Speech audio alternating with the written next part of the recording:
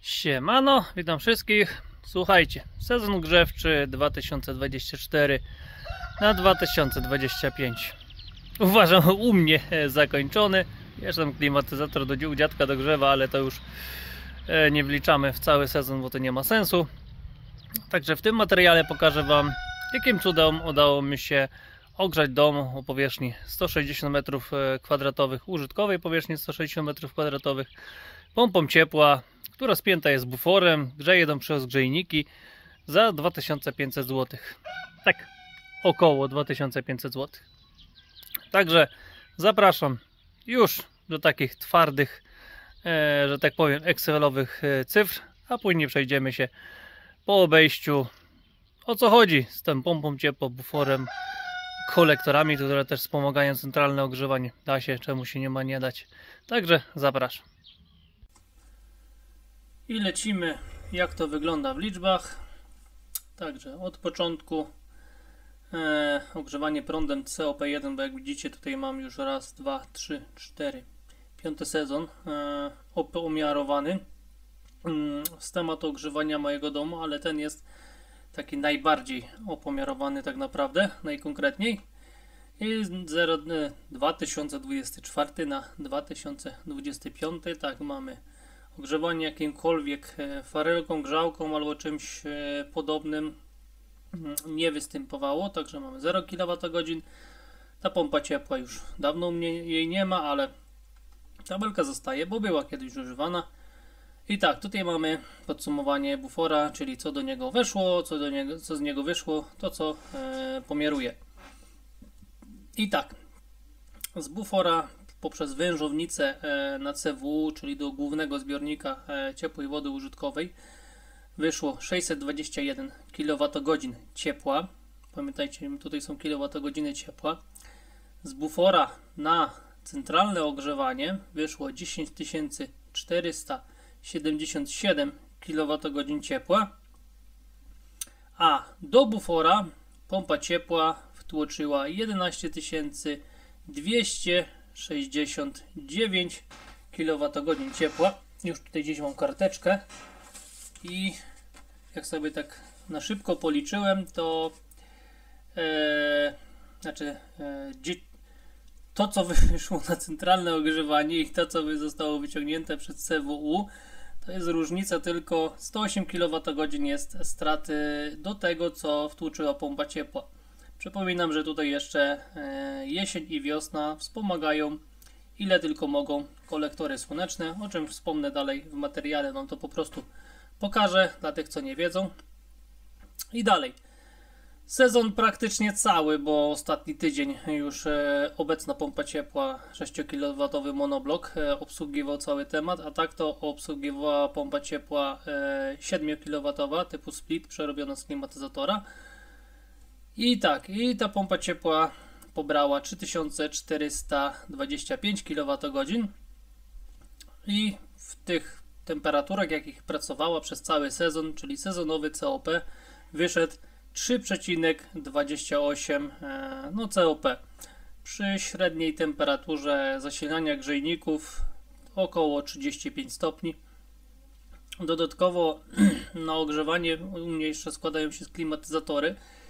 I tak, klimatyzator 3,5 kW pobrał 122 kWh. Tylko powiem wam, to można śmiało zaliczyć na jego tyle w stand-by'u mniej więcej pobiera przez te 6 miesięcy. Bo jakby nie było, jak spada temperatura poniżej zera, włącza się grzałka karteru tacy, a ten klimatyzator praktycznie nie pracował, nie dogrzewał w ogóle przez cały sezon grzewczy. No i tyle na własną pracę tak naprawdę, na podtrzymanie, na czuwanie wciągnął. Ale już drugi klimatyzator 2,6 kW wciągnął 380 kWh, czyli jakby tutaj odliczył te 122, to nam zostanie jeszcze 260 około kWh poszło na dogrzewanie, ale liczymy całość, że to jednak tyle i tyle wciągnęło.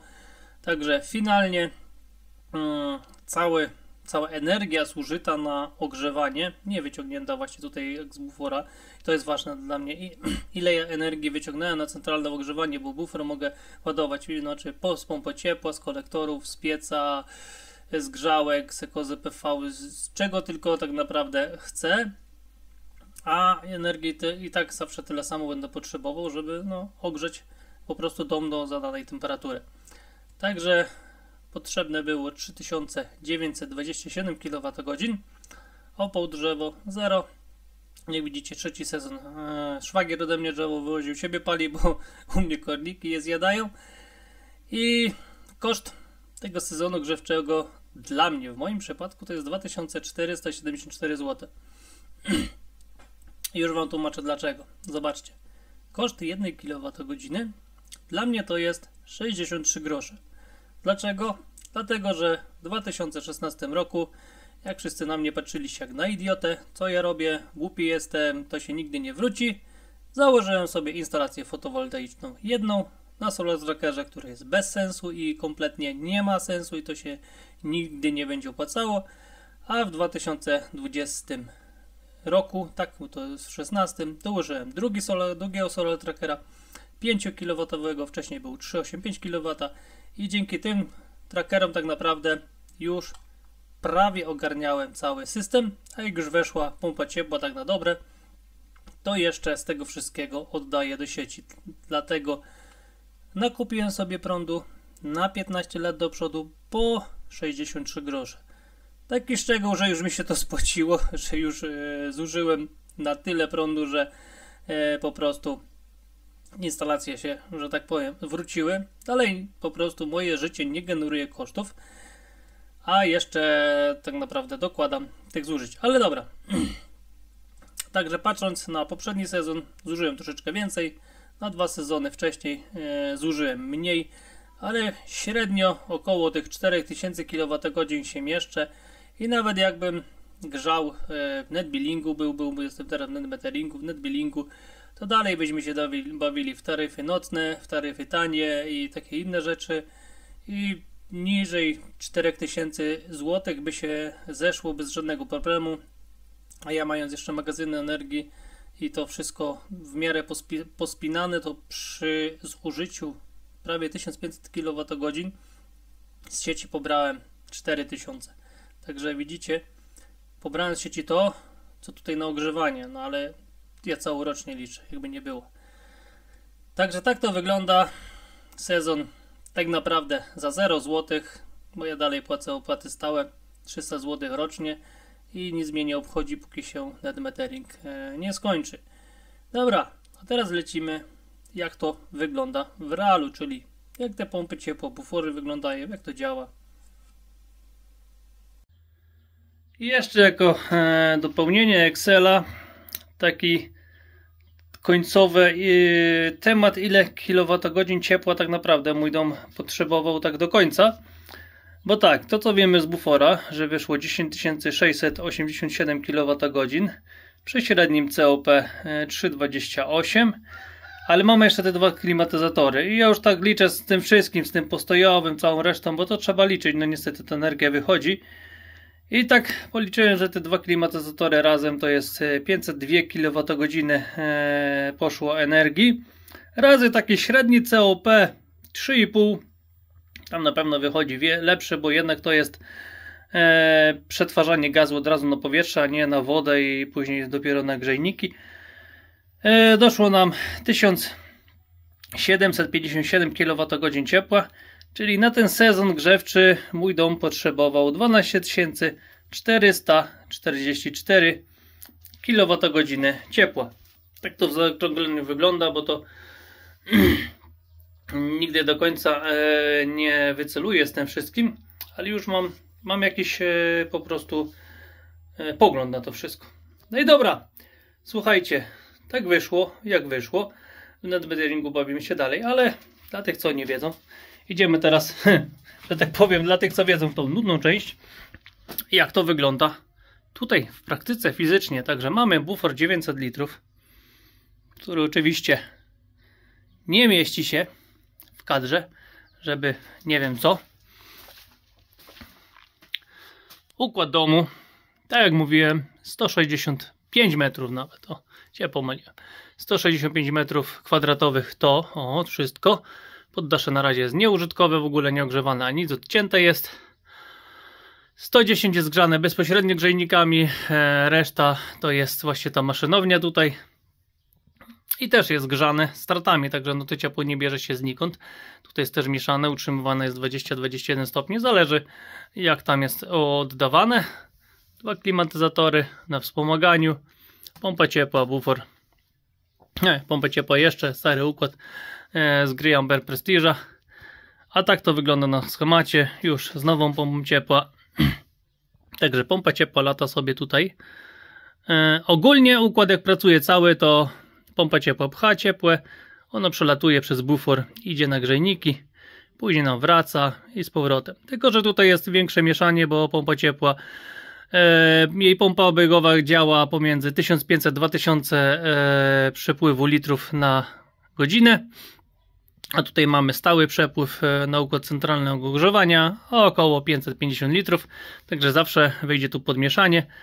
Ale jak pokazywałem na wielu filmach, strata jest z rzędu 0,4 stopnia, to co wchodzi tutaj, a to co wychodzi tutaj, także nie ma problemu ze stratą żadną. Także pojemność 900 litrów plus grzejniki 100 litrów, to mamy 1000 litrów, które ogarniała przedtem pompa ciepła przerobiona z klimatyzatora Split gry Amber Prestige. Teraz to ogarniał będzie, bo to tak końcówka sezonu była, pompa ciepła Maxa 6 kW monoblok. Jak na razie testy pokazały, że daje sobie z tym bezpośrednio, bez problemu radę. Dodatkowy temat rurowe kolektory słoneczne. Ciepło z nich idzie najpierw do zbiornika priorytetowego CWU 300 litrowego i później to co tutaj wężownica nie wyłapie, idzie nam na dwie wężownice jeszcze solarne do tutaj zbiornika 900 litrów. Tu zostanie wszystko wyłapane i później sobie to wraca. Jeśli tutaj się pojawi, już przestawiłem sobie to na 50 stopni, nie, przepraszam, na 50 stopni to jeszcze ten zbiornik, ale to jest temat letni, wtedy tutaj układ centralnego nie działa. Tak w tym momencie już kilku dni akumuluje ciepło tylko z kolektorów tutaj i wykorzystuje tą wodę i tą na CWU, bo tak jak widzicie tutaj z tego zbiornika wychodzi około 11 stopni. Na tej wężownicy się podgrzewa do temperatury zbiornika, praktycznie pół stopnia jest różnica, bo to jest 3-4 metra kwadratowe. Wszystkie trzy wężownice są miedziane i wtedy idzie tutaj do tego zbiornika, żeby ta pompa ciepła, jak musi już dogrzać, dogrzewała tylko minimalną ilość po prostu ciepła w tej wodzie. I bardzo to sobie, słuchajcie, fajnie działa. Oczywiście te wszystkie pomiary, o których wy widzicie, są z ciepłomierzy, czyli ciepłomierz jest na układzie pompy ciepła, ciepłomierz jest na układzie CWU wężownicy i ciepłomierz jest na układzie centralnego ogrzewania, dlatego tutaj pierwszy sezon jest już dobrze, mam wszystko policzone, co mi, jak i gdzie wychodzi, ile faktycznie już dom potrzebuje tego ciepła. Także fizycznie ciepłomierz CWU, ciepłomierz na centralne ogrzewanie apatora i ciepłomierz też ten sam apatora jest właśnie do pompy ciepła, żeby te układy po prostu były takim samym urządzeniem mierzone, żeby to jak najlepiej wyglądało. Także pompa ciepła nie ma co robić, jest tak naprawdę jest wyłączona, jest na off i zawór na nim jest zakręcony, bo w grawitacji mi leci, bo pompa ciepła jest na wysokości na zewnątrz, a później przejdziemy do niej o gdzieś takiej wysokości, bo tutaj jest piwnica wkopana w ziemię i to wszystko lata w grawitacji. Po pompie ciepła gry Amber Prestige został tylko fundamencik, podstawa, że tak powiem, do wspomagania centralnego ogrzewania i grzania ciepłej wody użytkowej. Jest zaprzęgnięte 66 rur heatpipe, to jest kierunek południowo-wschodni, kąt całej instalacji to jest, słuchajcie, 55 stopni i bardzo to się dobrze sprawdza właśnie na okres przejściowy od jesieni do wiosny. Ja akurat tutaj wtedy mam to słońce, południe jest tutaj, także mam w tym kierunku słońce. Teraz będzie tutaj jeszcze dołożone 3 panele, żeby zakryć tę całość. A z tej strony mamy, słuchajcie, klimatyzator, który tutaj dogrzewa u dziadka na dole, 2,6 kW Rotenso. Tutaj już zaczyna, że tak powiem, królować pompa ciepła Maxa, 6 kW monoblok. Jak na razie pierwsze nawet mrozy jeszcze ostatnie złapała i Powiem wam, taka mała pompa ciepła z buforem, jak na razie, jak najbardziej.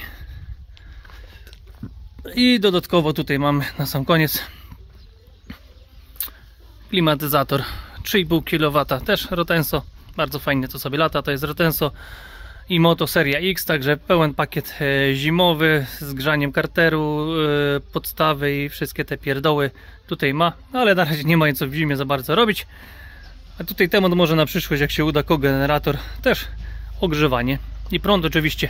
Prąd do czego?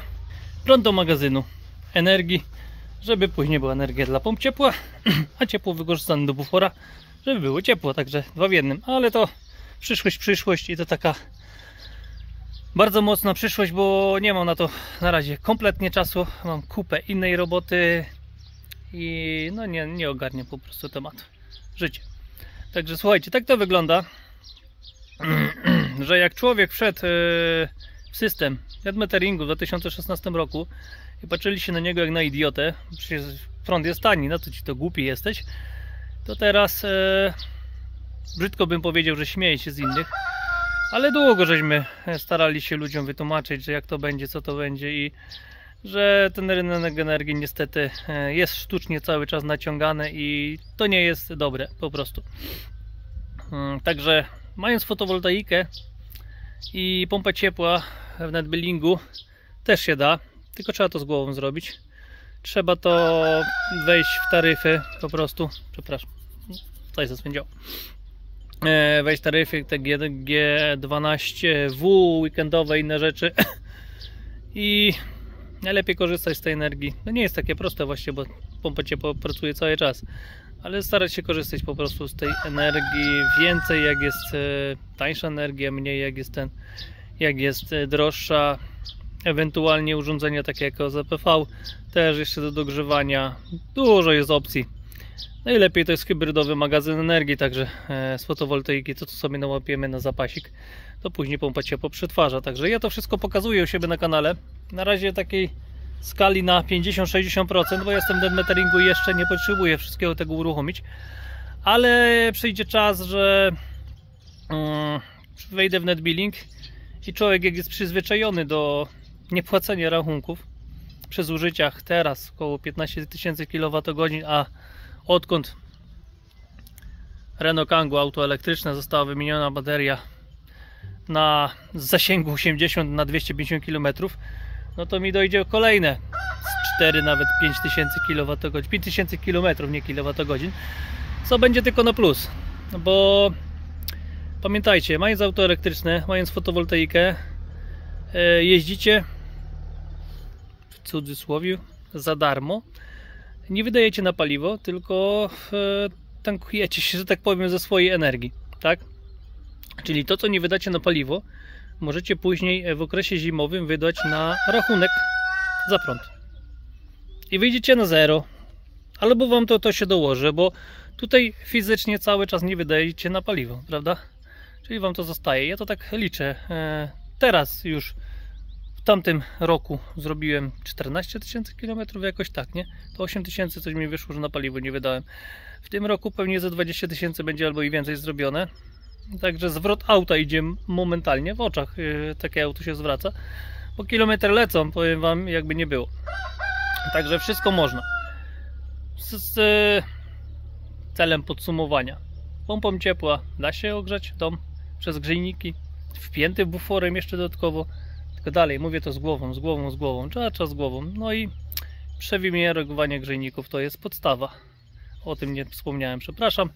U mnie przeważnie grzejniki w pokojach, wszędzie gdzie tam jest po prostu tego miejsca dostatecznie, to są albo 180, albo 200 na 60 panelowe podwójne. I powierzchnia robi robotę przy temperaturze 0 stopni, a zasilaniu 33-34 stopnie. Jest wystarczająco, tylko całą dobę to musi cały czas sobie pykać. Tykacie grzejnik zimny, ale on robi konwekcję i grzeje. Także szczęścia, zdrowia, pomyślności. Wiosna przyszła, taka trochę pada, trochę burz, ale deszczu trzeba. Lecimy z tematem dalej, bo trzeba. Szczęścia, zdrowia, trzymajcie się, cześć.